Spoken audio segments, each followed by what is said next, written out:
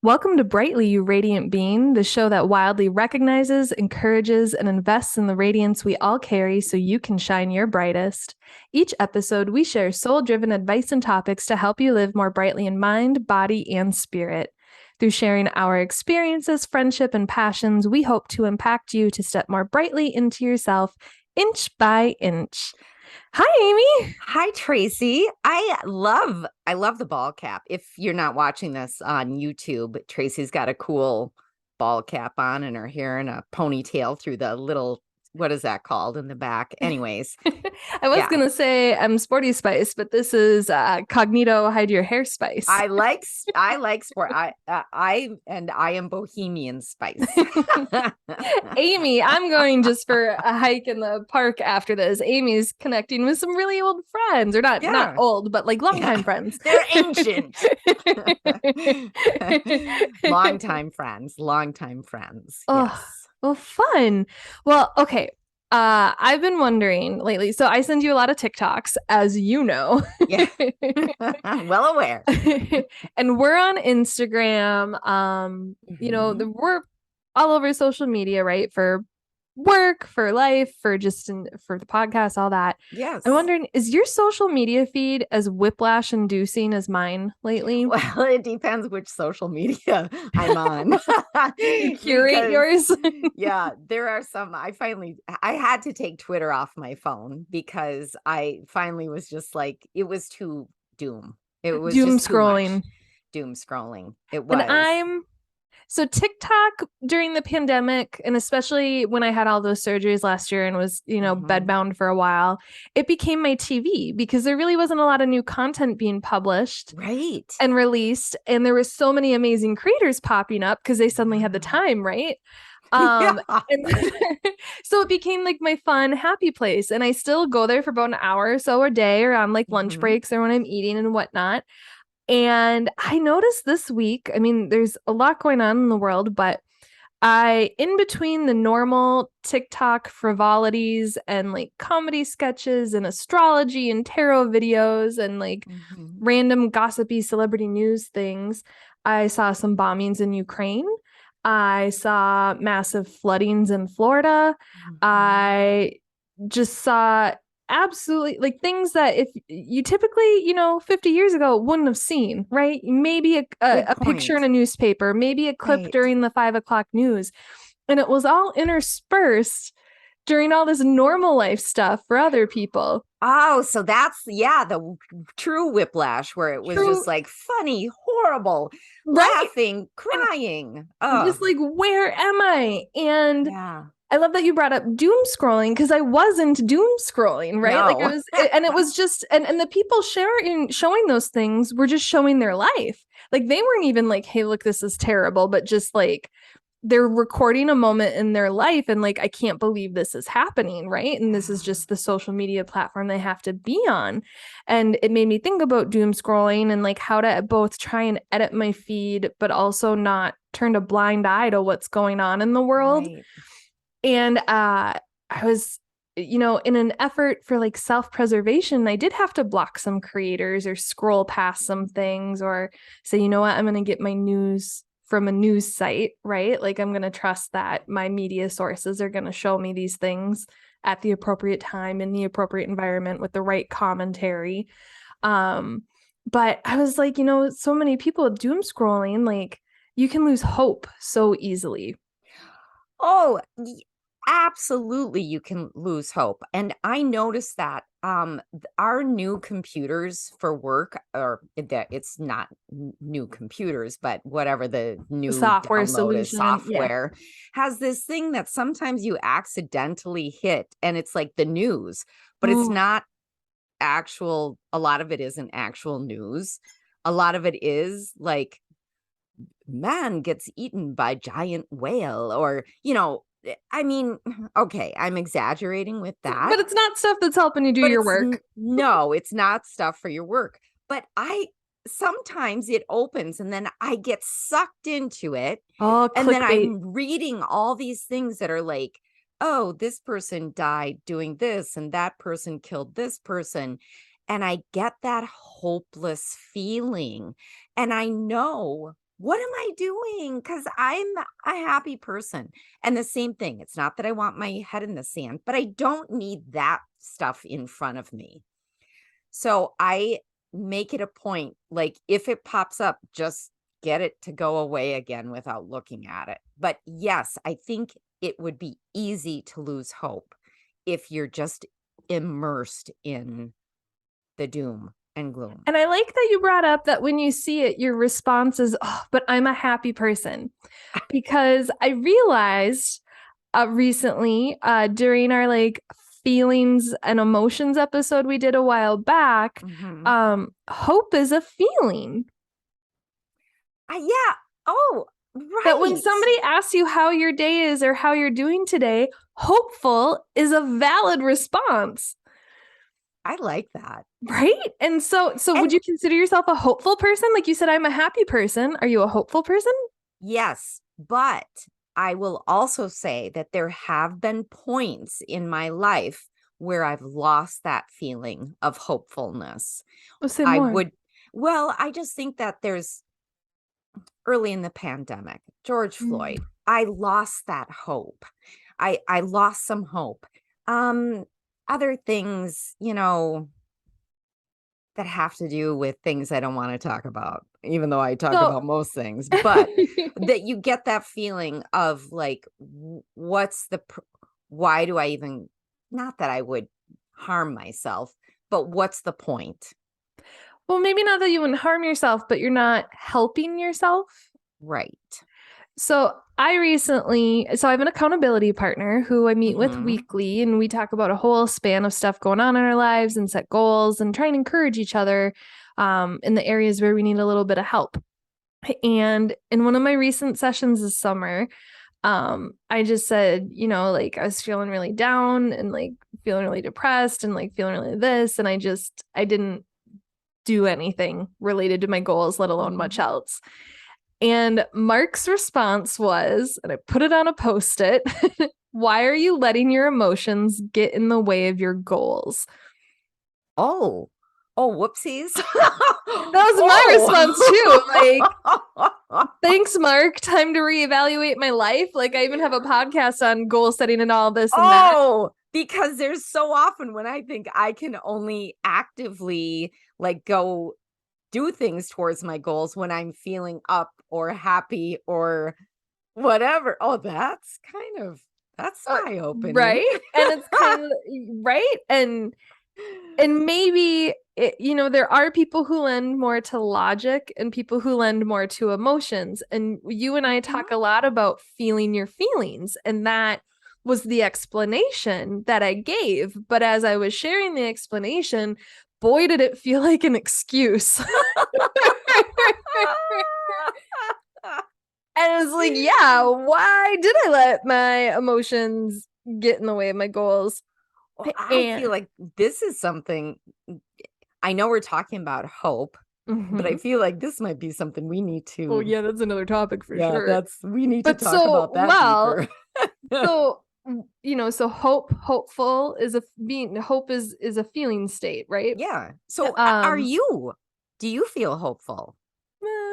Yeah, it depends. Okay. I think I do lend more towards realism and pragmatism, I feel like. And so I don't really react more in one way versus the other. But I would imagine if I were to really look at the root cause of that, or like the why or the where it goes, it's because I am a hopeful person that I don't fall in the despair, right? Like you mentioned the patience episode, right? That you felt that I was a patient person, and I feel pretty grounded. And so I'd say the majority of things in the world, I do lead more towards hopeful, or at least in that it can be better if we put our intentions to putting it to be better. Yes. Right. And like I can feel, and there are levels and stages, right? So maybe I'm not super hopeful at the macro level, right? Because that's too big and I don't feel like I have an influence. But I know what I do at the micro level can affect that. and that if I'm not doing anything, the macro's never going to change. Yes. And I think that's a really important thing for everybody to think about, that what you do on your micro level, your local level, just for yourself, your family, just what you see is so important. And if more people actually did that, the macro would take care of itself. Right. So bringing it back to hope, when I realized, hope is a feeling, what else are goals but hopes? Like Oh, hopes for my future self. So whether or not I feel hopeful or something, like yes. do you set goals in areas that you think you're not going to meet? Or No, are you I don't. hopeful your future state will be this goal Right. version accomplished? One time I set a goal and didn't, I didn't think I had hope of achieving it. And that's because the goal was something that I physically was not talented at. So I wanted to be a ballet dancer, like Yeah. toe, point. And I just couldn't do that. I, I would like to bring something up about hope.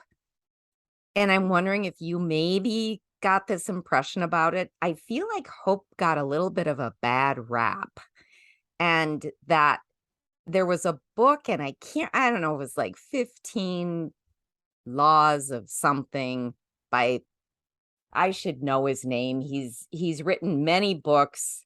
And like the first page, he says, hope is not a strategy. And of course, I think Rachel Hollis took that saying and ran with it. I saw that eye roll, Tracy. That's not what this I podcast know is about. that is not what this is about. But I feel that because of that, Yeah. it got a bad rap for a So while. I will say there's an essayist.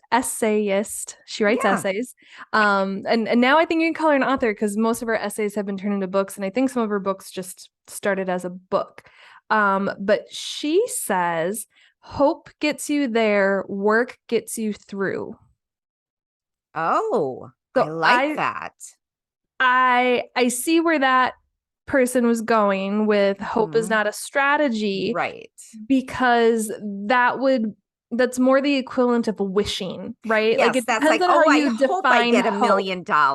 Yes. That's not going to get you Right. anywhere. Because, like, when we have our ideas for the show and different inspirations for our conversation and stuff. But I always just the day of Google the topic to see what's going on Yeah. in the news. And for hope, what came up was just your standard like definitions, which we try not to do like the Mhm. wedding speech version of a podcast, right? It just The give you the wedding Webster speech. definition of hope. But what I thought was really interesting was Google does these boxes of like related questions that you can like tab open. Oh, And so the related, like I just put in hope, right? And so some of the related things was, what is the real meaning of hope? What is the purpose of hope? What is the power of hope? What are the qualities of hope? And I think it can be so many things, but when you look at it like as a feeling, it's an expectation, but then also a feeling of trust that that expectation or something's going to happen. yes. So I think when it comes to goal setting or your personal life or an emotion or an attitude, right? It's the belief that I can do what I'm setting out to do. What I Yes. want to have happen can happen if I ... Like there's still an Yes. action. So even though it sometimes could be thought of as passive, like, oh, I hope for this thing, if used, not used, I don't want to be like achieve around hope, but if you have this sense of hope and then it leads you to the action or whatever needs to happen, I think then that hope becomes so much more than just this passive thing. Well, It's so I looked up like synonyms of hope because there are yeah. like over 50 to 100 synonyms of hope according to the thesaurus.com. And one of them was ambition. What? Yeah, there is some. I encourage people, if you're like, I think a lot of people might equate hope with naivete. Right. That it's Yes. just a future unattainable state and like Yes. this, golden washed version of the world. And I think hope is a skill. I think it takes Mm. great strength to be a hopeful person and to maintain that and to use it to get what you want in the world, to help things go forward. Because when you think about the politicians who used hope, look at Obama. It's how Oh we my got gosh, that's elected. right. It was Yes, we on bumper can. stickers. Right? Versus Yes. politicians who are doom and gloom, who might win an initial election, but won't go much further than that, right? Or they're Yeah. not, when you look at their achievements, all they've done is point out what's wrong. They haven't fixed them. They just complain a lot, right? Yeah. Yeah. And so I think, so we occasionally do tarot card pulls, or you do them on, we used to do them every show. You do them on usually on Tuesdays on our Instagram still. But one of my books for the star card referenced the star card as about being a hopeful card. And that's what this episode was going to be, something much different before. And then I read one of my newest tarot decks books on it, and it talked about hope. And I was You like, oh, got so excited about I was that. like, that's what today is going to be Yes. about. But in that book, so it's the Santa Morte Tarot, and it's by Fabio Listrani. He does both the art and all the definitions. The book is in like 5 languages, which is super impressive. Yeah. The art is It's insanely amazing. beautiful. Yes. Yes. But so he has a quote in that book that I don't even think I paid attention to it after like I read Hope that day when we were brainstorming the Yeah. topics. Yeah. But he says, reposition our energies towards positive perspectives for the future. And I was like, Ooh. that is hope. It's repositioning your energies toward a positive perspective for the future. I love that. Gave me full body chills, Tracy. I love that. Reposition. Yes. I love And it. so that to me is hope is a skill, and it's an attitude, and it's an emotion. And And an energy. There's energy behind that. and I just feel like so many of us, like I encourage people to feel their feelings, because so many people ignore them, and choose a numb or a non-feeling state. But I'm really starting to practice and believe I can generate emotions that I want to feel, and that it's a skill to be able to do that. And instead of, I used to be focusing on joy, like I'm going to try and be joyful today. Yes. But there was an external component to that I was just wasn't receiving, right? Where internally I felt it, but it wasn't a connection with anybody else. And so there's this piece of joy that I just felt like I was missing. And then I was getting discouraged. And so now, after, doing some research for today's show, I was like, I think I'm going to focus more on generating hopefulness and enthusiasm versus I'm going to be happy or I'm going to be joyful. And just start from hopeful. Because then even when bad things happen, you're not that asshole in the corner that's still in a good mood, right? Like you're just the hopeful person. You're not the happy person ignoring it. Right, right. And I also feel like starting with, if you're a person who wants to generate hopefulness or be hopeful and have enthusiasm, that once you have that sort of practice, that skill of being hopeful, it'll be easier to be joyful. Well, and so there are a lot of goals and specifically daily routines and habits I just haven't been doing this year. That ever since my surgeries, I did need to take those, probably 90 days off for rest and recovery. And it really changed my routine, and it changed my energy, and it changed everything. And so while some things got better, some habits got worse. And I was so focused. I wouldn't say I was in a state of despair or hopeless about them. But when I would wake up and read my affirmations, I'd roll my eyes because I was like, that's not it. That's not me. It's all these I am statements. And I was like, but you're not. And so now with this new thing of like, I'm going to focus on hopefulness, is I can now read those and be like, but yes, I can be, right? Like I know what I have to do. Maybe today it won't happen, but yes, I can be. And so instead of avoiding the things that will get me to those states of being or achieve those goals, I can just be hopeful. Like I can do it. Wow. I want to do it, right? Like it's attainable. That feels huge, Tracy. It does. It feels huge because I know that for you, well, I shouldn't speak for you, but it seems like if you start to roll your eyes at something, it takes a lot for you to like get back into the swing of it. I Nailed don't it. know. Speak for me all you want. Once the Well, eye roll starts, it's downhill. okay, well, I so we've been doing like this whole business of you thing, and different Yes. assessments are just Hmm. things to think about. Yeah. And I had this idea for like, have you ever measured your hope? Ooh. And I mean, I never thought about it, but now I well, and want so to. then I typed in all caps in our notes hope scale. And then when I went to Google something else, it's a thing in the world. So I have a much different idea of how to do it and what to do. But in psychology, there's a Dr. Snyder who has a hope theory.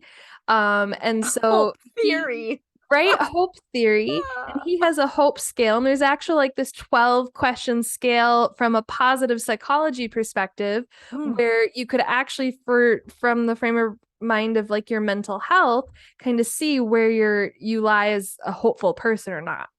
I was thinking more kind of similar to that level 10 life thing I've talked about, where you can just either list your goals or key areas of your life that you think are important and rate and rank where you're most hopeful.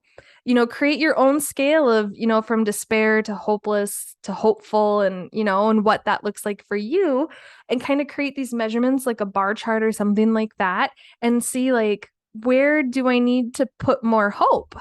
Yes. So I have a question then. If you were to do this bar chart,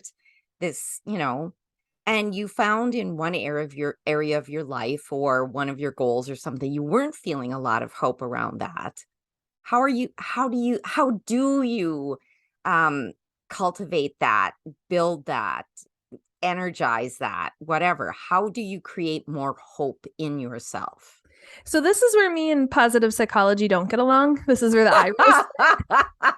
Not that, and I haven't stayed current in the past 10 years with it, but I don't always believe in the power of positive thinking is enough all the time. So I Hmm. absolutely do believe in making sure that using the right tool in your toolkit at the right time, right? So using the right tool for the Hmm. right problem. And so sometimes you can just look at it and be like, you know what? This is my attitude, right? Like, what are my self-limiting beliefs? Hmm. What's my shadow self going through, right? Like, it's where you can kind of journal. It's where you kind of know what your own root cause issues are, right? That's your low-hanging fruit. Like me, when you look at your goals or different things, what you're rolling your eyes at whether or not it's going to get done that day or by that deadline. Abso-freaking-lutely. Right, so there's a little bit of self-awareness that you just maybe need to have a comeuppance with and be like, do I want to change this or not? And Mhm. just look at like what's getting in the way and what's the inverse of that, right? So like, if something, bringing it back to the work that I do, if something is uncertain, what would get us to certainty? If something is volatile, what would get us to vision? If something's ambiguous in your life, what would get you to clarity? If something's really complex, what would, make that simpler for you to understand? So just kind of look, it's going to be different for everybody, but I think for some of those other areas where, maybe you're like me and you're almost 40 years old and it's like, I still can't figure this out, right? You're going to have to outsource it. So whether it's getting a coach or a therapist or a friend or a book or something like Mhm. that, using all of the other, the business of being you tools that we talk about, and just seeing where in your life. A podcast. Yeah, just talk it out on air with a friend and then let everybody listen in. Um, but I think, if you have some areas where you're ranging towards despair, I think that's where it's most important to get out of your own head, wouldn't you? Yeah, oh, Uh, yeah, where absolutely. Because get I a don't think different you can perspective. find your own way out. Yeah, Honestly, if you're that far down, I don't know that using the same brain that got you in there is going to get you out unless you have I love that. major shifts. And lots of times, major shifts need outside resources to help you do that. I love that. The same brain that got you into it isn't gonna get you out. Mm-mm. And some problems are just bigger than us, right? I mean, that's the whole point of therapy. Yes. Most talk therapy, it's just because you're experiencing a problem that's bigger than you. And you need an outside impartial source, right? Like so many people in your life are going to tell you your business and you may or may not agree with them or have your own view of them that's impacting your ability to hear or receive what they have to say. But I also think for like something like this too, if you're really not hopeful about something and you can't just change your attitude and it's not looking like something somebody can give you a new perspective on, is it the right goal? Is it an area of your life that needs to be focused on? Is there something not receiving your attention that you do have hope for? Right? Or like, what is that low hanging fruit where you could kind of fill your piggy bank of hope up in and let it spill over your cup, right? Okay, I love all these metaphors. I have all these visions in my head of piggy bank of hope. I want a piggy bank of hope. A piggy bank of hope. I love that. But I think, if you do that assessment of where I do and don't have hope, and where I'm ready to tackle it and where I'm not, where I need help. I think going back to hope can be a skill. Your emotions can be a skill that you can develop. It can be a soft skill in your life. And so, I think it starts with when you set a goal, only set goals you anticipate you can reach. Maybe you need to scale back. I agree, especially when you're first starting or thinking about goal setting. I think that so often well, first of all, we get a lot of, uh, a lot of language on social media about the big scary goals, these things that are just gigantic, and why not go for that? Well, why not is because a day after day of you not getting it, eventually just sort of your shoulders droop and Right? then it brings everything else down. Maybe a big lifetime goal of yours is to run a marathon, and it's an achievable goal. So if you're not hitting some running milestone in some, program you purchased off the internet, you're going to get defeated and hopeless really, really fast because you see other people doing it. So, maybe that stays a someday goal, but your immediate goal is I'm going to run a mile. I like that. And that is where your focus and your hope stays. And so that once you hit that, because as we talk about, happiness doesn't lie on the other side of achievement. Thank you, Ben Bergeron. Always have something to look forward to. My goal used to be, I will have a New York Times bestseller, a blah, blah, blah, blah. Now my goal is I will have my book on Amazon by this certain date, right? That's my goal now. And I think even before you got to that, it was, I will write a book. And you did. I will write a book. And now that the book is written, your next motivation is to get it on Amazon to get you to edit and publish the book, right? Like, right. You can't, unpublished authors aren't New York Times bestsellers, to my recollection, to my knowledge. But see, it was just a little too big. It was just a little too big. So once again, I love the low hanging fruit of goals. I like that. And then knowing what gets in your way of feeling hopeful. So for me, stress.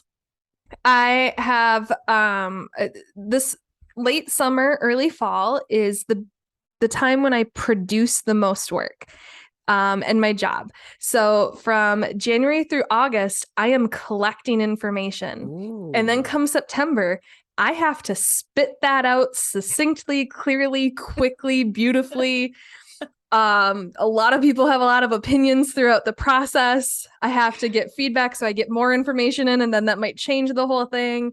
It's a lot of doing the same thing over and over again. Yeah. And I'm in a team of two. My department is me and my boss. I'm the only one who can do this, right? So if I have a sick day, I'm now 8 hours behind in whatever goal, right? Yeah. And then there's other, just it's not the only thing I do for my job. And I work in local government. My job is not stressful for what I do, thankfully. But I've noticed like I haven't left my house yet today.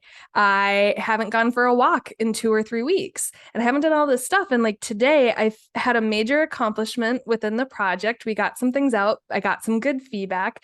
We're super close to being done. And like I said, I'm the only one who knows this process and what has to get done. So I'm the only one who knows whether or not I'm on time or behind or that.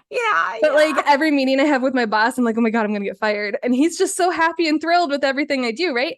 And so today was like so great because I finally got to take all this stuff I've been making and spit it out into the world. And it was well received. Yay. And because of all the time I've put in this week and because I'm now on track and whatnot, I got to end my week at 2. I prepped the podcast just fine. Like, Amy, when I tell you my living room is ready for me to just go pick up my takeout, watch a movie, light some candles, and just have fun tonight, like, it was just like I even cleaned a little bit. Like the stuff that I've been avoiding doing in my house just got done in 20 minutes without even thinking about it. And I was like, oh, all the stress is gone. And now I'm hopeful for a fun and good weekend where the past few weekends, all I thought about is Monday. I love that. I've had several things too this past week that I've been thinking about and worrying about and like almost creating like all kinds of weird, awful, horrible stories around. Ugh. And then one thing was accomplished and I was like, well, that was pretty easy. Right. And then I was like, hey, universe, thanks. And then I got through the next thing, which was teaching an online class of something I'd never taught before. Now, granted, I have the base knowledge. It's on strengths. So I have the base knowledge, but I got the class information like 3 days before we were not your normal method for preparation. So then got through that and that went fine. And then today I had this tour and I was like the 4th person on the list who should have been giving the tour. There were 3 other people above me who knew way more about what I was doing the tour on.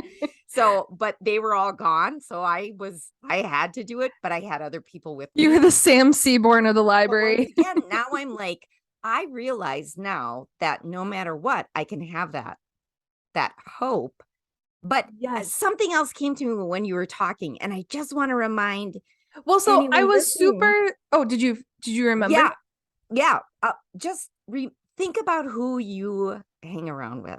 And are they hopeful people, or are they part of what? Do you have a real life manifestation of a doom scroll in your social circle, in your cubicle? I used to work with someone who anytime we interacted, it was as though, oh, what's that SNL skit? Debbie Downer. It was that, but not comical. And no matter how hopeful and helpful and positive and cheerful I tried to be, it always got worse and worse and worse to the point where when that person left, I was now feeling like that. And I was like, right, because it's an energy too. So I was going to say, what are your hope helpers? So I love that you brought up who's in your life, because I think your friends can be your hope helpers. When I was cleaning all that, I remembered I have crystals all over my life. And no matter what you think about crystals, sometimes just holding on to something tangible, and if you believe it does a certain thing, whether or not it actually provably does or not, if you think it does, who cares if it does? It does. It is, right? I know. I'm actually trying to. I'm looking around because typically I have. I know. I used to have so many. I just cleaned my desk. I was like, they're all behind me. My hope helpers are gone. So there are some crystals that might just be able to help with that, or just find a rock that you like and just put it in your hand and have it be like a worry stone to get rid of everything for you. Well, and what about you putting stuff on a Post-it and putting it up? That's a hope helper. Quotes, affirmations. Yes. Routine. Miracle Morning is a huge hope helper, I feel like, because visualizations of your goals, vision boards, are rarely despair based, I would assume. I don't have any doom or gloom on my vision board. See? Nobody is like, you know what? I'm gonna experience a hurricane this year, right? Like that's not it's not. And there. Our hearts go out too. They do. It's funny because it's true, right? Like that's just but so there's just so many things that when you think about like the Miracle Morning process, he has these savers. So one is to sit in silence, meditation. That's a hope helper, right? A is affirmations, V is visualizations, E is exercise, R is reading, And then S for scribe or writing. So I feel like journaling, like getting stuff out of your head, getting movement in, reading positive things, or at least things. Oh, what did you say earlier? The brain that got you into it's not going to get you out of it. Yeah. You can develop a new brain through reading new things and thinking of new perspectives. But yeah. So I think earlier you said something around like you wanted to be a ballerina and you were just using hope to pull you through. So be wary of false hope. That's what it was. It was false hope. Well, I think there's hope I'm going to be a ballerina, and then understanding I'm going to really have to work, but also the expectation has to be managed that my body has physical limitations, right? Yeah. So like we're false hope. Let's say you have a crush on someone, but you know they don't like you back. Don't be hopeful that person secretly loves you and all the tarot card readings you see online are about them. Be hopeful that the love that you put out in the world and the love you deserve in life is coming to you. Love it. Right? Yes. So try not to be too hyper specific with some of your hopes, right? Like manage your own expectations. And then have an appetite for hope. Ooh. I think that's part of having a skill is making sure, you know, how hopeful am I for this? And can I be a little bit more? And is my hopelessness appetite maybe a little too big? Like let's at least have a seesaw for it. Yeah. And then Rebecca Solnit also says the branches are hope, the roots are memory. And so you can do more than you have in the past before. What else was I going to say? Oh, and then, oh God, we didn't get to this. Maybe I'll expand on it in Instagram. But so apparently there's a Christian college called Hope College. And it made me think about if hope were a college, not that college, but if hope itself was a college, what would the core classes be? And can you start educating yourself in those core classes? So real quick, because we're running out of time, but I was thinking power of positive thinking, law of attraction, law of assumption, confidence, ambition, promise keeping, because you have to keep your promises to self in order to trust and be hopeful. And then that Snyder guy I mentioned earlier for the hope theory and therapy. And this came from the Encyclopedia of the Sciences of Learning, which I now want to read. Okay, cool. He said that there are 3 components of hope, which I feel like would be in that Hope College. And it's having goal-oriented thoughts, developing strategies to achieve goals, and being motivated to expand effort to achieve goals. Okay, so strategy. Hope is a strategy. It is a strategy. if you have it as a skill, if you're knowledgeable in hope. Yeah. So Rebecca Solnit, she says, hope doesn't mean denying realities. Oh my God.